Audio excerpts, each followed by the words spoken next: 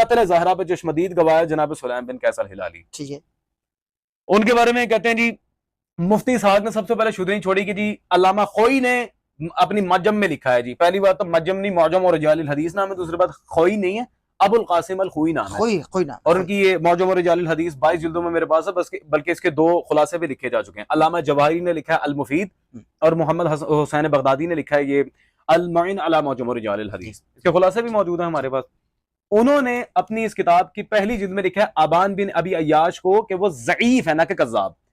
میں نے مرزا صاحب کو 25 لاکھ روپے کا چیلنج, یہ میں کیمرے میں کہہ رہا ہوں, 25 لاکھ روپے کا چیلنج دیا تھا, معجم اور رجال الحدیث سے نکال کے دکھاؤ ابان کو انہوں نے کذاب کہا ہو, نکالو. جھوٹ غلط حوالے دیتے ہیں. دارالزہرا بیروت کی چھپی, میں نے گھر نہیں بنائی.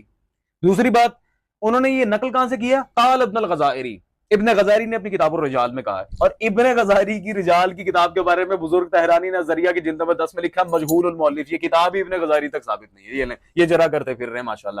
جس جاہل اعظم کو جرح مفسر, جرح مبہم, منہج تصحیح و تضعیف محدثین شیعہ سنی کا پتہ ہی نہیں ہے, جسے تفریق بین الجرح مفسر و مبہم کا پتہ ہی نہیں ہے, وہ کیا جر کرتا پھرے گا؟ جرا کر دیں. بالکل صحیح ہے.